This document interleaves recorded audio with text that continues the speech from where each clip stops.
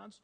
A gente fez uma comparação com custos desses centros no Reino Unido, para ter uma estimativa de qual seria o impacto em relação a isso, e chegamos à conclusão de que os impactos não são significativos nesse aspecto, né?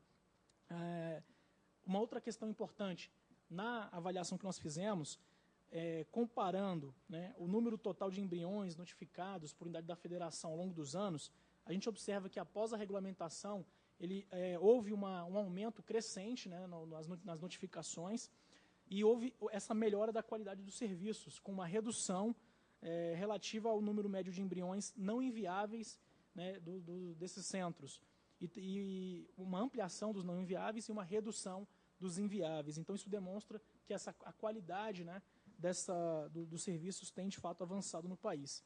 Nós identificamos uma certa concentração, apesar de termos subnotificação com relação a essas informações, não temos todas as informações dos bancos de células e tecidos no país. Há uma concentração de 90% desses bancos na região sudeste, né, dos que fizeram notificações, ou seja, daqueles que nós tivemos as informações. Isso demonstra que há o impacto da proposta regulatória, dessa ação regulatória, ela tem um impacto diferenciado nessa região, que é onde está concentrada, né, a maioria desses centros. Houve uma ampliação do número total de notificações, já foi mencionado, e também fizemos uma comparação em termos para avaliar se essa medida regulatória teria impactado negativamente sobre a competitividade ou a disponibilidade desses centros no país.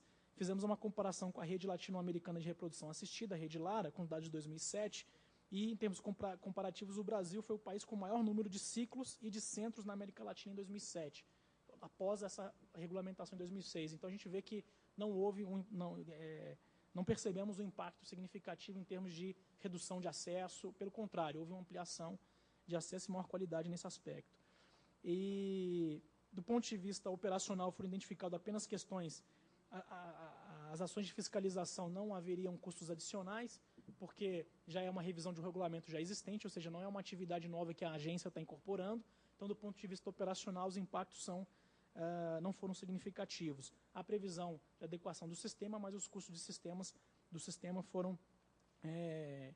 não foram significativos em termos orçamentários para a agência, na nossa avaliação. Então, com base nessas informações, né, a gente fez algumas recomendações e conclusões para o prosseguimento do processo, mas com esse resultado de que não foram identificados impactos significativos negativos com relação a essa proposta, e que ela representa uma prática, uma experiência, um estudo de caso bastante interessante em termos de boas práticas regulatórias. Tem demais informações que estão dispostas no nosso relatório, né, e me coloco à disposição dos membros dessa diretoria. Muito obrigado. Eu queria agradecer mais uma vez imensamente a equipe da UNTEC, parabenizar pelo trabalho.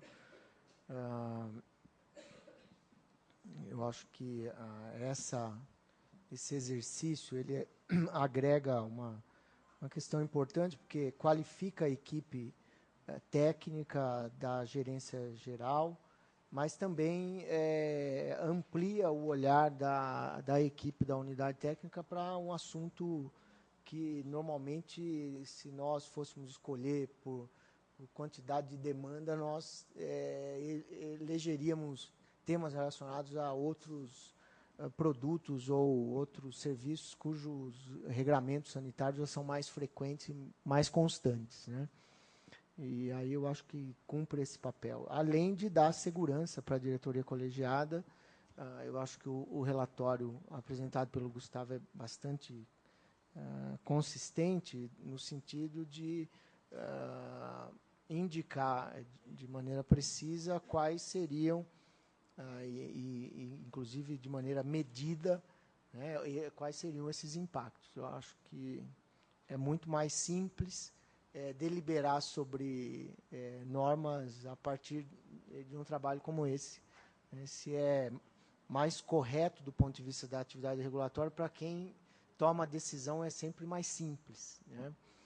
E eu acho que nós não podemos perder essa perspectiva, né? Sugeria, se os demais diretores ainda não fizeram, que elegessem nas suas agendas regulatórias das áreas que estão sob sua supervisão, ao menos um tema para que fosse submetida a um TEC para essa atividade, né? Bom, em relação à norma especificamente, eu hoje conversei muito rapidamente com a doutora Geni e nós continuamos com a natureza conspirando contra a gente, né? Ficando parecendo que, de novo, a Anvisa está correndo atrás de prejuízos, porque esse assunto foi notícia triste para a sociedade nas últimas semanas, por consequência de crimes cometidos por um médico que está foragido, inclusive, com ordem de prisão pela justiça, no mau uso, na aplicação não ética, ilegal e irresponsável desse recurso que, quando aplicado de maneira apropriada, tem um significado importante para a vida das pessoas que deles se valem, né? Então, salientar primeiro e reforçar essa questão que a Geni coloca e que o Gustavo reforçou, uma norma que já existia de 2006, que está em revisão por previsão na própria norma anterior, que passou por um extenso processo de consulta pública, de construção conjunta também com o Sistema Nacional de Vigilância Sanitária, no sentido de buscar construir um regramento que tenha clareza, que seja enxuto no que ele deve, mas abrangente no que ele precisa ser, né? E que traz aqui, então, os critérios mínimos para o funcionamento dos bancos de células e tecidos germinativos, estabelecendo o critério para o funcionamento, né? Claro que há ainda tarefas enormes que precisam ser cumpridas pela sociedade, provavelmente pelo Sistema Nacional de Vigilância Sanitária, no sentido de realizar pesquisas, ampliar a possibilidade de usos e, dessa maneira, oferecer ainda mais perspectivas para a sociedade em resultados ou terapias relacionadas a esses seres, né? Células, embriões ou tecidos, no caso.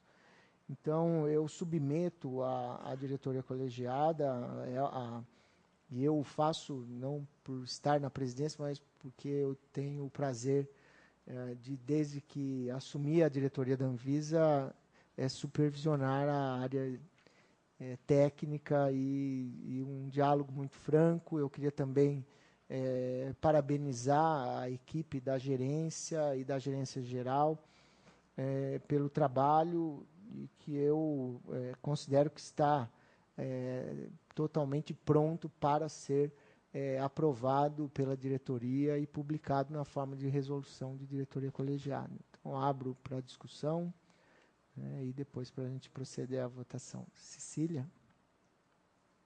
Bom, após a avaliação de toda a RDC, confesso que gostei bastante, está bem clara, bem escrita, tem toda a possibilidade de entendimento, mas gostaria de perguntar para a doutora Geni a respeito sobre a consideração feita pela Procuradoria ao artigo 13 e 14, como que ela entendeu a superação dessa necessidade que a Procuradoria relata. Geni, só um segundinho. Tem mais alguma dúvida que alguém vai dirigir a Geni? Jaime, alguém na mesa? Então, por favor. Doutora Cecília, eu solicito que a senhora leia, porque eu não sei de cor toda a numeração. Então, sim, por favor. Só pra... Artigo 13 e 14. Sim. É porque... Tá. Não, mas deixa eu te dizer somente. Porque no parecer da Procuradoria, que nos foi apresentado, eles mantêm, no item número 8, mesmo com alteração, reiteramos o entendimento de que a Anvisa não possui competência para definir regulamento próprio. A chefe de gabinete está nos informando que isso já foi corrigido na versão atual. Nós somos atualizados. Já foi. Okay. Então, de minha parte, aprovado. só salientar essa questão, porque, na verdade, ela apareceu num parecer da Procuradoria sobre a norma também de controle dos antibióticos. Havia a proposição da área técnica de definir quais seriam os profissionais. E, assim como aqui, né, fica, então, definido que a responsabilidade técnica pelo banco deve ficar a cargo de profissional de nível superior, com treinamento em reprodução humana assistida, legalmente habilitado e com registro no respectivo conselho, né? E essa foi interessante, eu até pedi para falar sobre isso, porque, na verdade, nós estávamos preocupados, primeiro, em não avançar naquela norma, e foi a preocupação da Procuradoria aqui também, em definir a Anvisa questões que a própria lei não define, mas também para permitir a abertura necessária, naquele caso, para uma questão que é latente no Sistema Único de Saúde, que envolve a possibilidade, dentro dos programas públicos, de que outros profissionais, além de médicos e odontólogos, possam indicar medicamentos em tratamentos específicos dentro dos programas, né? E foi interessante porque nós recebemos assim um conjunto de manifestações dos profissionais de enfermagem, dizendo que essa correção que nós fizemos por indicação da Procuradoria, né, de fato vinha ao encontro do respeito necessário a essa prática que, dentro de programas, em equipes constituídas de saúde, pudesse ser mantida, né, na indicação dos antibióticos. Então, eu acho que aqui também é acertada a preocupação na Procuradoria, né, e acho que já fica uma recomendação mais geral para as áreas da Anvisa, quando elaborarem proposições de normas, que se abstêm de indicar ou qualificar o título de profissionais de saúde, se restringindo à indicação da necessária habilitação legal para a finalidade da norma em que nós vamos estar nos atendo. Mais alguma questão, Cília? Não, aprovado. Jaime? Obrigado. Eu também queria parabenizar a UNTEC por essa avaliação. De fato, isso daí dá muito conforto para a diretoria colegiada tomar decisão a respeito da aprovação da norma. Eu também gostaria de acrescer o comentário da Cecília a respeito desse artigo 13 e 14, de fato já foram retirados, mas eu tenho mais uma observação que diz respeito à conjugação do artigo 64 com o 62. Os senhores notem que nós revogamos a resolução atual no artigo 64. E essa resolução, ela deve ser cumprida, essa nova resolução, ela tem uma vacatio legis, ela tem 120 dias para ser cumprida pelos bancos de células, órgãos e tecidos. Então, a partir da revogação da 33 até esses 120 dias, a gente ficaria descoberto em termos de regulação dessa atividade. O que eu sugiro é que haja uma alteração no artigo 65 para a resolução entre em vigor na data de sua publicação, produzindo efeitos em relação ao artigo 64 a partir de tal data, porque assim nós teremos preservada a resolução 33 até a véspera dos 120 dias para essa nova resolução entrar em vigor. Com essa observação, estou de acordo com a aprovação da resolução. Mais alguma consideração? Genô? Eu quero manifestar também o apoio à norma, à RDC, e principalmente manifestar a minha alegria pelo trabalho da UNTEC, né, e lembrar a todos, né, que nesse processo, ou nessa prática nova, né, que nós estamos iniciando aí de impacto regulatório, a Anvisa é vanguardista nesse processo. A Anvisa foi a principal interlocutora de um seminário que foi feito na Presidência da República 4 anos atrás, né, Gustavo, em 2007, onde pela primeira vez se discutiu essa questão de um impacto regulatório. E a Anvisa assumiu esse compromisso e levou adiante, e agora